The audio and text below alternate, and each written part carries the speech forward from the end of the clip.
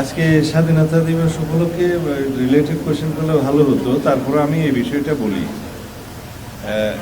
শহীদ ওসমান হাদি হত্যার সাথে যারা অভিযুক্ত, তদন্ত কার্যক্রম চলছে।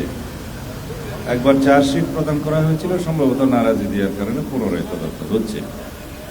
ইতোমধ্যে ভারতে প্রথমে 2 জন, পরে আরেকজন আসামিকে গ্রেফতার করা হয়েছে তাদের দেশের নিজস্ব পুলিশ ফোর্স, এবং সেখানে আমরা আমাদের দূতাবাসকে, আমাদের যে পররাষ্ট্র মন্ত্রণালয়ের মাধ্যমে, ডিপ্লোম্যাটিক চ্যানেলে আমরা অনুরোধপত্র পাঠিয়েছি যাতে বাংলাদেশে তাদের প্রত্যাবর্তন করানো হয়। এখানে স্বরাষ্ট্র মন্ত্রণালয়ের ভূমিকা হচ্ছে আমরা আনুষ্ঠানিকভাবে গ্রেফতারি পরোয়ানা সহ আমাদের অনুরোধপত্র পররাষ্ট্র মন্ত্রণালয়ের মাধ্যমে আমরা প্রেরণ করেছি, যাতে এক্সট্রাডিশন চুক্তি অনুসারে সেই সমস্ত আসামিকে আইন মাফিক বাংলাদেশের কাছে হস্তান্তর করা হয়।